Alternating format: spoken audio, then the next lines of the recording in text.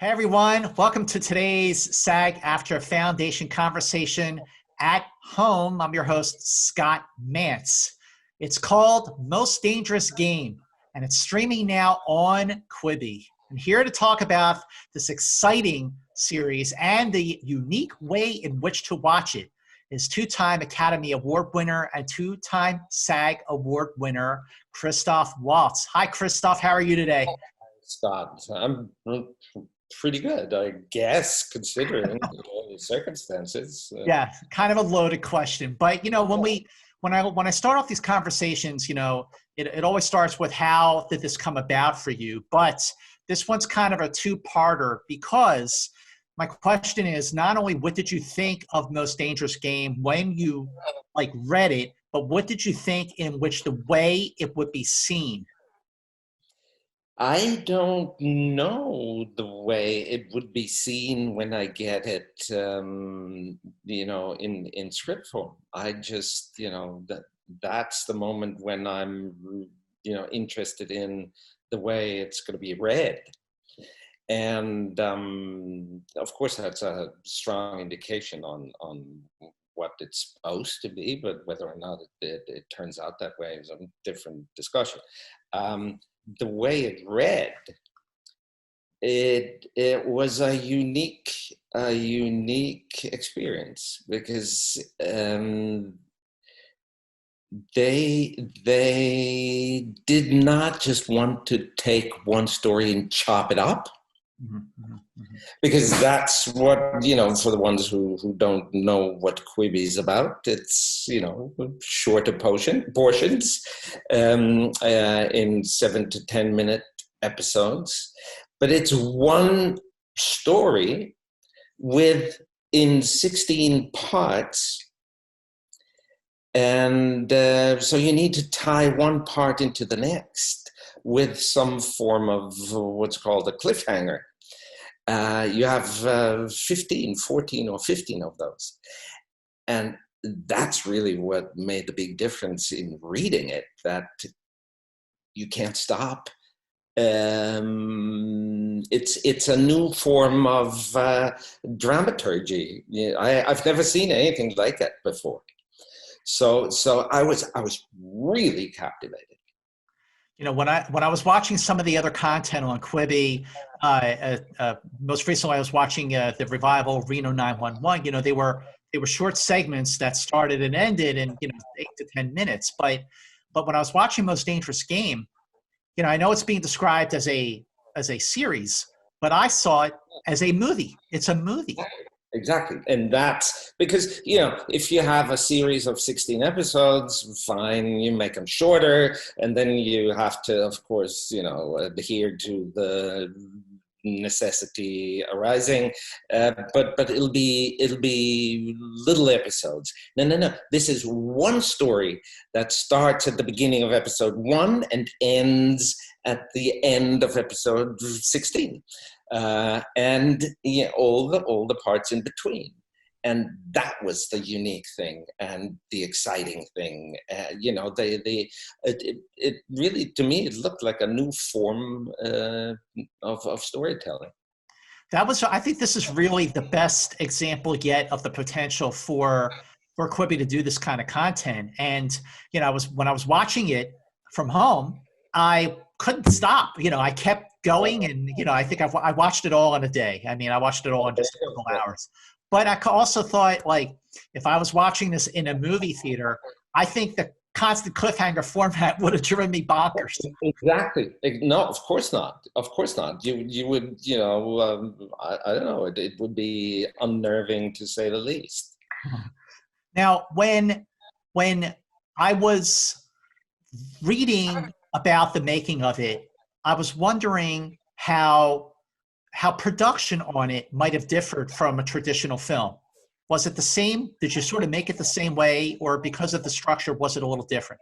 No, to me, I didn't notice a difference, and I noticed these things, but I didn't. So it was like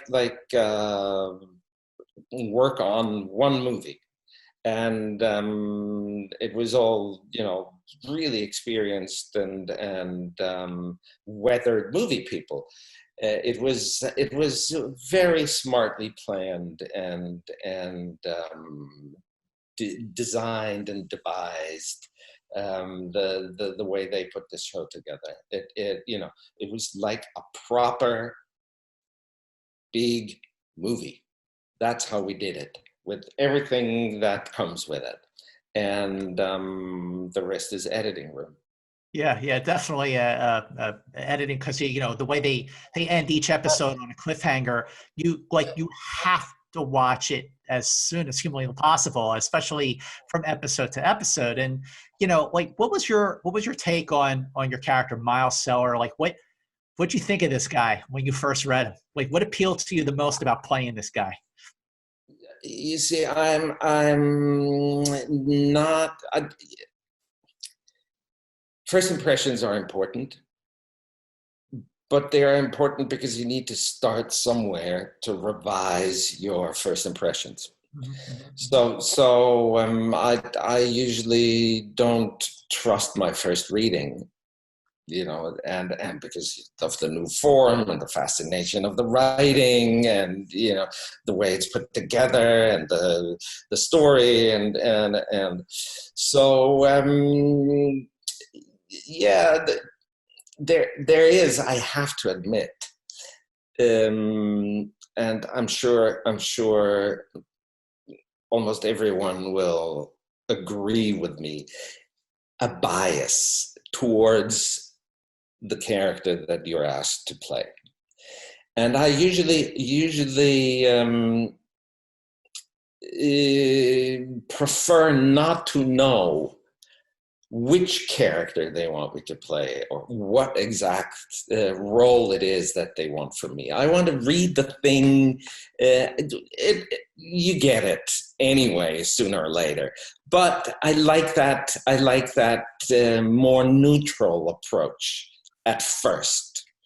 To avoid that bias, you try to empathize. So yeah, so there, you know, I developed this empathy and this professed understanding right away.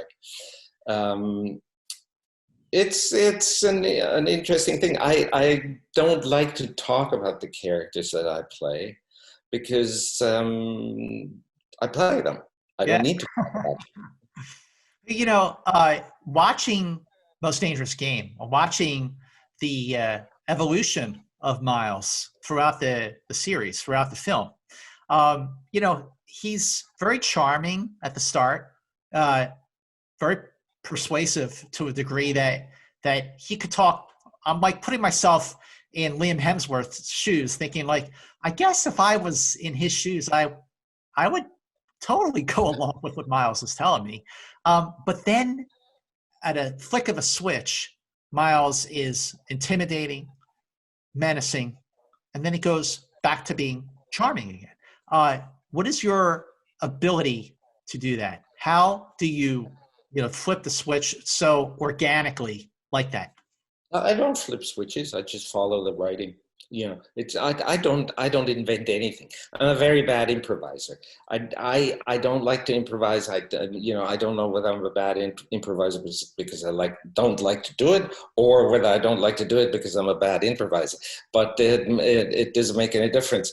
I like to follow the writing. I like to subject myself to what's required, rather than what I think is what I think I do so well. You see, so I don't flip switches. I just try to follow the lead, and if the lead is good, that's what you see, and that's why I'm sort of dependent on good writing. I'm completely subjected to what the writer does and what the editor does and what the director does, and I think I consider myself last in that line. Mm-hmm. When you were talking about how you don't like to make first impressions because it might take you someplace different the character might evolve from what you initially had in mind to play the person. But how did working with Liam Hemsworth further evolve how you eventually figured out how to play Miles Sellers? That's easy to answer, because I took an immediate liking to Liam, privately, offset, and he is the nicest, politest, most considerate person you could imagine working with, and soft-spoken, and thinks about the stuff that he's doing. It was really, I liked the man immediately, and that helped enormously for the constellation in the script, because it was none of that condescending or supercilious thing that one could be misled into employing, in the character and in the relationship between the two. That made it very special to me, that I actually liked him so much. That helps. That definitely helps. Yeah, I mean, it makes it easier to be there. Yes, of course, but that's not what I mean. What I mean is that it certainly colored what we were doing, that we had this mutual respect and this understanding and liking of each other. Well, in terms of working with producer Nick Santora and director Phil Abraham, what were the first conversations you had with them, especially when it came to working on a platform that you hadn't really worked on before, like Quibi? Yeah, you see, the platform thing is more their problem, not so much mine, because Phil translated it into regular work. Look, these, especially Phil, these people are so experienced and so on top of their game, and truly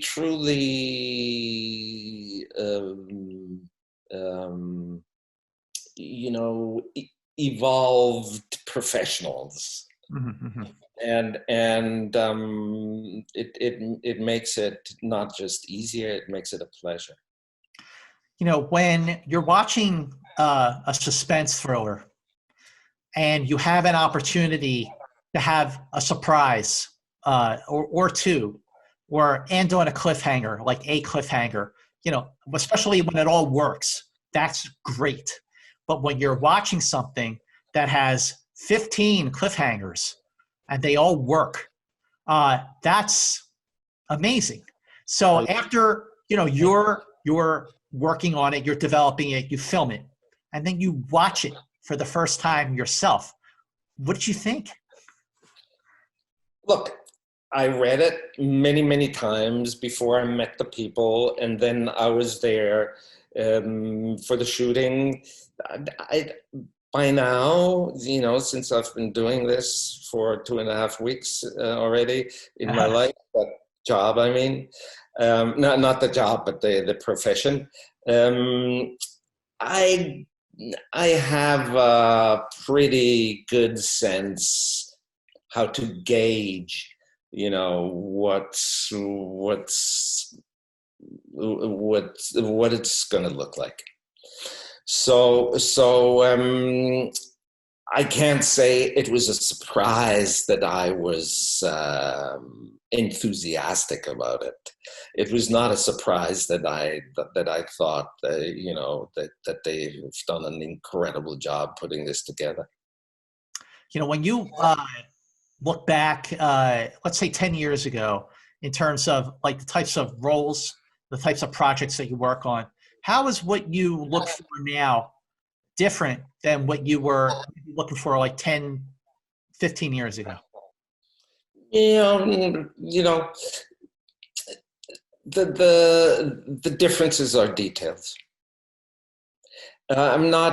Me personally, I'm not doing, anything far different from what I've done before. Mhm. Yeah, there is a certain amount of self-confidence that comes with it, and security, and therefore, I guess I'm a little more confident taking risks, or I'm not afraid of failure because I'm confident enough to ask for correction. You know, I'm less defensive maybe, or less protective maybe, but those are kind of, you know, important but details. In your formative years as an actor, who was your best teacher? Whether it was an actual teacher or somebody you worked with, and what was the best advice you ever got about acting? Stella Atlas script interpretation class. Yeah. Hands down, by far the best. By Wow. far. The most inspiring. And you said the word formative. Mhm. You know, acting teachers have a tendency to try to be formative, which I find, to be perfectly honest, I find that intrusive.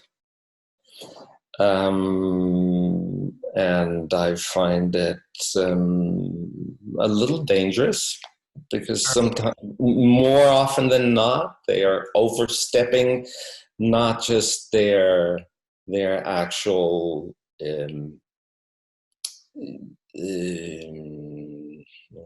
what would you call it, their purpose, but they're overstepping their ability. When you were Sorry, go ahead. Sorry.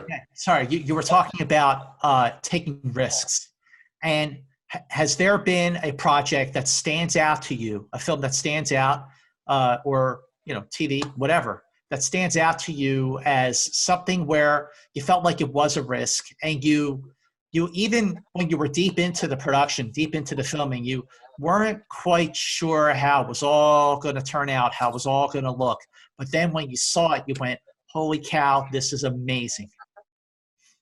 Yeah, rarely.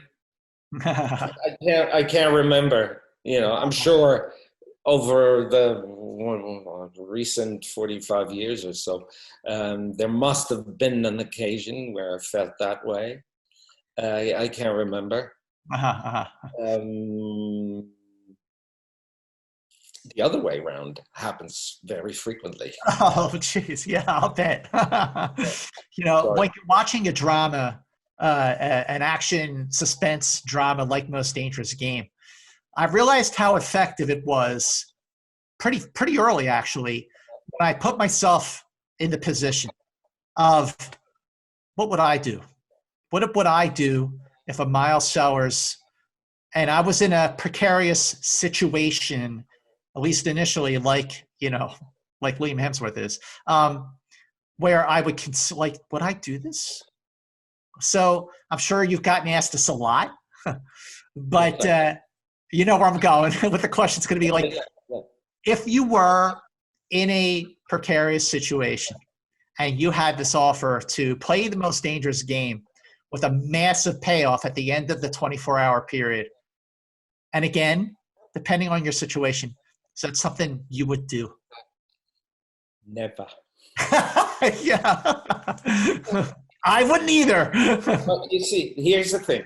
That's an additional fascination of this thing, because it is the quintessential purpose of storytelling, to get the audience to ask that very question. What would I do? And to actually venture into the imagination and the fantasy, to be in the same situation as the protagonist. That's the very reason we come back for more. because that's what storytelling is all about, especially dramatic storytelling. In terms of coming back for more, Christoph, so every segment, every installment of Most Dangerous Game ends on a cliffhanger, including the final installment of Most Dangerous Game. So how, if you had the chance to pick up this character, Miles Sellers, again and continue, is that something that would appeal to you? Yeah, absolutely. Absolutely. Because I trust, I trust blindly in that case, that it would not be a repetition. Mm-hmm. There would be a new interesting twist and a new interesting appeal and a new interesting turn and a different, not different, because you need to stay within the set frame or framework in that case, because it's many frames. But I am sure and convinced it will have something new and exciting. Final thing is, our foundation, the SAG-AFTRA Foundation, has a COVID-19 relief fund in which is there to help. Oh, okay, good. Yeah. So, but just on an inspirational level, is there any advice you can give to actors watching to keep going, not just in the profession, but given the circumstance that we're in now? Yes, there is advice that I can give, whether it's worth something or not, I don't know. But first of all, if you can help. And if you can't, I hope you'll be the recipient of the help that others can give. And for heaven's sake, wear a mask. Yeah, that's good advice. Wear a mask, wash your hands, and stay 6 feet apart. Christoph Waltz, thank you so much for this incredible conversation at home for the SAG-AFTRA Foundation. Most Dangerous Game is streaming now on Quibi, and you have to see it. It is awesome. And once again, for everyone watching, please check out our comments section below to see how you can qualify for relief from the SAG-AFTRA Foundation COVID-19 Fund. Thank you, and have a great day. Thanks, Scott. Thank you. Be well. Take care.